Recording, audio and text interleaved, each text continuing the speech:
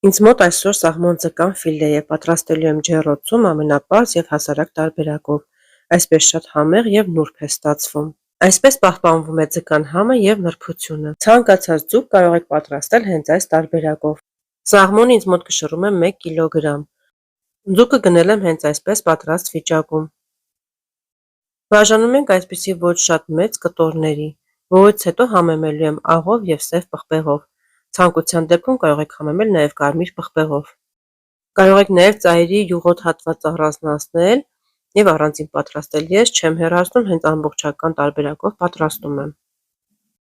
Համեմելուց հետո ձեռքերով լավ տարածում ենք համեմունքը, տեղավորում ենք ջեռոցի համար նախատեսված տապակի մեջ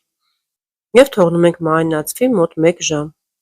Սև պղպեղը մի փոքր մսի գույնը փոխում է, այդ իսկ պատճառով շատ չենք անում։ Պատրաստում ենք ձկան վրա քսելու համար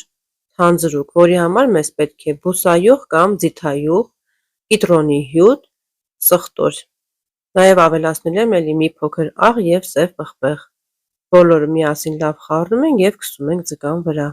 Ես պատրաստել եմ ձիթայուղով, կարող եք նաև կարագի կտորներ ավելացնել։ Ինչպես միշտ բոլոր բաղադրիչներն ու քանակը գրված կլինի նկարագրության բաժնում։ Վրձնի օգնությամբ այսպես հավասարաչափ տարածում ենք բուսայուղը։ Քսում ենք նաև ամանի ներքևի հատվածում։ Վրան դասավորում ենք կիտրոնի կտորները, կարող եք նաև ավելացնել ռոզմարին, ես չեմ ավելացրել։